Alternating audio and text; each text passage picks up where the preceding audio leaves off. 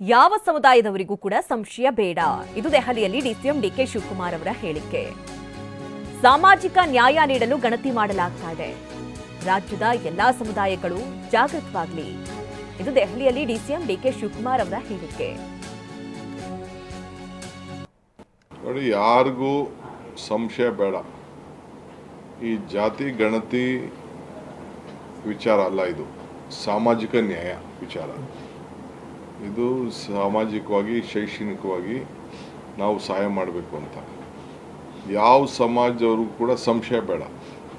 ಈಗ ಎಲ್ಲರೂ ಕೂಡ ನಿಮಗೆ ಅವಕಾಶ ಕೊಟ್ಟಿದ್ದೀವಿ. ನಾವು ಹಿಂದೆ 10 ವರ್ಷ ಆಯಿತು ಅಂತೇಳಿ ಅದನ್ನು ಮುಂದಕ್ಕೆ ಹಾಕಿದ್ವಿ.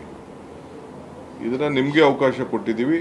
ನಾನು ಎಲ್ಲ ಸಮಾಜದವ್ರಿಗೂ ಒಂದು ಪಕ್ಷದ ಅಧ್ಯಕ್ಷನಾಗಿ, ರಾಜ್ಯದ ಉಪಮುಖ್ಯಮಂತ್ರಿಯಾಗಿ ನಾನು ಎಲ್ಲರಿಗೂ ಮನವಿ ಮಾಡಿಕೊಳ್ಳೋದು, ದಯವಿಟ್ಟು ಎಲ್ಲ ಸಮಾಜದವರು ಕೂಡ ಜಾಗೃತರಾಗಬೇಕು.